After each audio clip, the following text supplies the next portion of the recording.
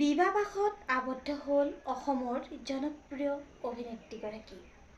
জনপ্ৰিয় অভিনেত্ৰীগৰাকী কাৰ সৈতে বিবাহপাশত আবদ্ধ হ'ল, তেখেতৰ স্বামী কি কৰে, আপোনালোকক সবিশেষ জনাম আজি এই ভিডিঅ'টোৰ জৰিয়তে।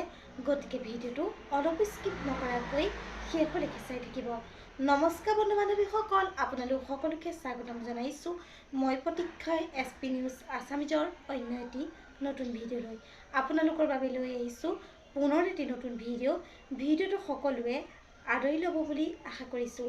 আহক আজি ভিডিঅ'টোৰ পৰৱৰ্তী অংশলৈ আগবাঢ়োঁ। হয়, ৰেঙনি চেনেলত সম্প্ৰচাৰিত হৈ যোৱা ৰাধিকা ধাৰাবাহিকখনত জেউতিৰ চৰিত্ৰৰ যোগেদি জনপ্ৰিয়তা অৰ্জন কৰা অসমৰ জনপ্ৰিয় অভিনেত্ৰী পল্লৱী ফুকন বিবাহপাশত আবদ্ধ হ'ল। পোনপ্ৰথমে আমি আমাৰ চেনেলৰ তৰফৰ পৰা জনপ্ৰিয় অভিনেত্ৰীগৰাকীলৈ যাচিলোঁ যুগ্ম জীৱনৰ বহুত শুভকামনা আৰু মৰম।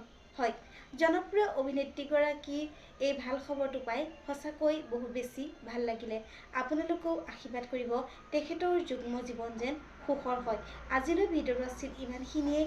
আশা কৰিলোঁ আপোনালোকে ভিডিঅ'টো চাই ভাল পালে।